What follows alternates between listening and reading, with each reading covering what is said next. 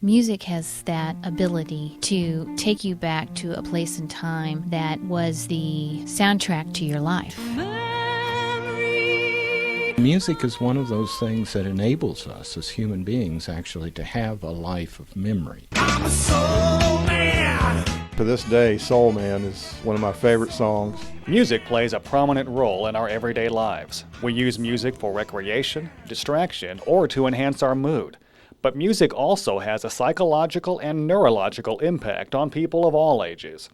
In this edition of Tennessee Matters, we explore musical memories and how they help shape your own autobiography. Funny how melody sounds like a memory. Middle Tennessee State University Recording Industry Associate Professor Amy Macy discusses the power of hearing a song from your past and how it takes you back to that moment. If you're re-listening to it again, if it's a week later, a year later, 10 years later, that musical soundtrack can bring you back to that moment.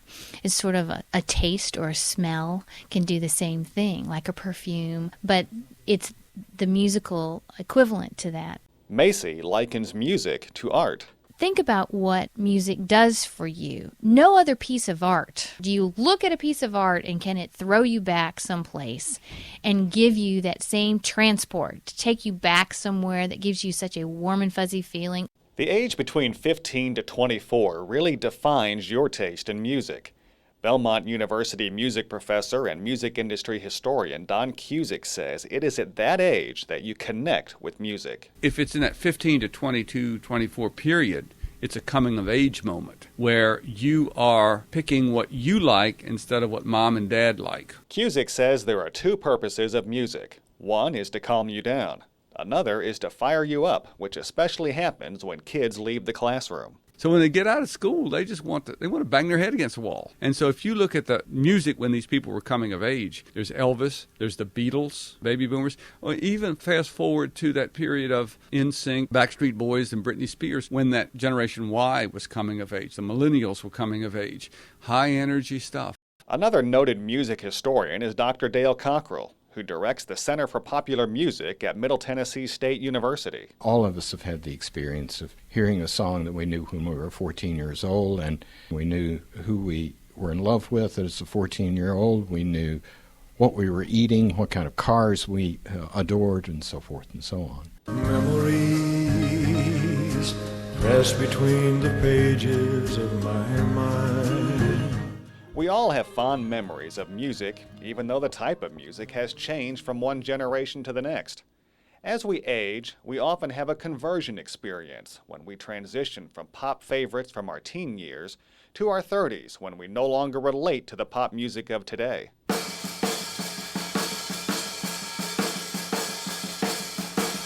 Belmont's Don Cusick says this conversion experience has created a demand for oldies music. He uses the example of rock music around the time of 1970.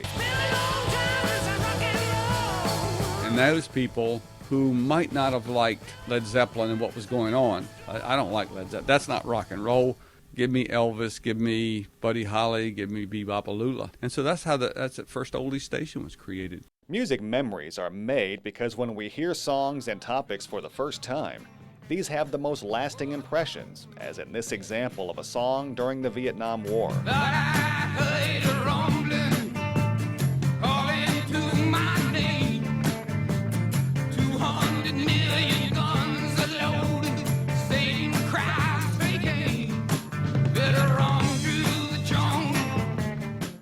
Dr. Mark Crawford, Associate Professor and Coordinator of Commercial Music at Tennessee State University, uses the example of 1960s music, depicting times of political, racial, and global unrest. People also forget that the moon landing was in the 60s, and so there was a real dichotomy just in the 60s. And other events, certainly 9/11, all have very ingrained memories for those generations. On a lighter note, Macy, Cockrell, and Cusick step out of their roles as experts and offer their own personal observations of musical memories. Now, I remember it as a very young kid. I couldn't have been more than maybe 7 or 8 at the most.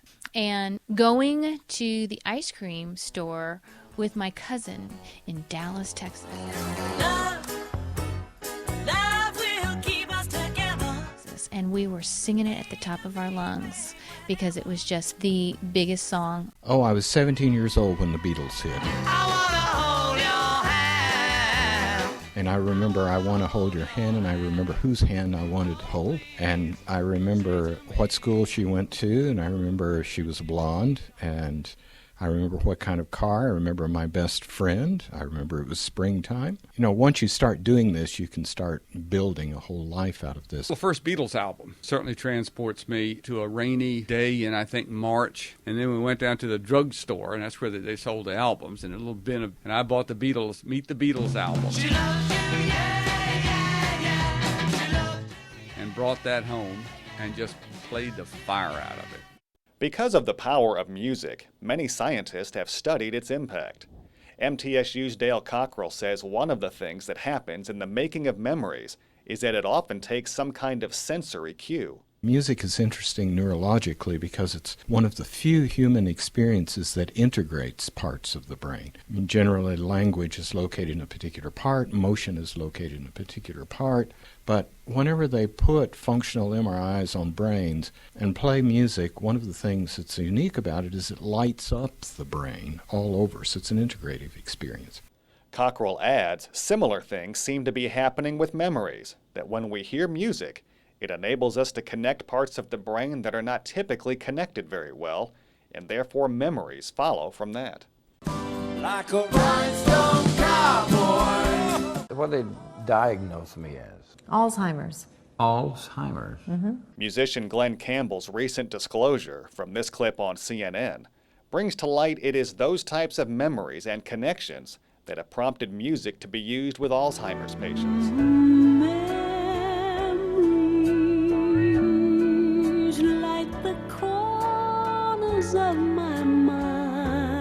Dr. Oliver Sacks, a clinical professor of neurology at the Albert Einstein College of Medicine, went on National Public Radio, discussed the use of music therapy with Alzheimer's patients. Although they'd lost the powers of thought and language, might recognize music, might sing along, might suddenly become lucid when they were exposed to music. The way music is consumed today has changed the music business, but MTSU professor Amy Macy says music is used differently by various generations. When we were to buy vinyl, it was a very big deal. We would take it home and take off the plastic and pull it out. And I can remember, and I know this sounds maybe odd, I would smell the vinyl. I would pull it out and there was just a very unique smell. Even that tangible, very tactile exchange when that happened. But again, I'm cut of a different cloth, but I know I'm not alone. Macy wonders about today's music because the shelf life is so short. I think it'll be very interesting now that we are in a cherry-pick society where if we like a song, we'll go hunt it up on iTunes and download it. We're not listening to music as it was recorded now. We're no longer looking at the body of the work. It'll be very interesting to see in 10, 20 years how timeless the pop music is of today as, say, the music of 20 years ago. TSU's Mark Crawford says the music industry is struggling due to consumers having so many choices without enough quality choices. So you have more releases, but less and less sales. How do you count digital sales, even how artists are paid now? Obviously, folks will have memories. They're just going to be different.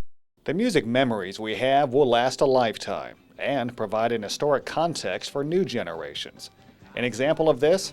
Ask an older generation about the plane crash involving musicians Buddy Holly, Ritchie Valens, and the Big Bopper, and most know the tragedy was memorialized by singer Don McLean. Singing, this'll be the day that I die. Music can serve to keep the memories alive, like this Crosby, Stills, Nash & Young song, which became an anthem for a generation angered by the Vietnam War and what had happened at Kent State University. This summer I hear the drumming for dead in Ohio. Music reflects and creates social conditions. Our library of melodies houses our musical memories, creating the soundtrack to our lives. For Tennessee Matters, I'm Terry Likes.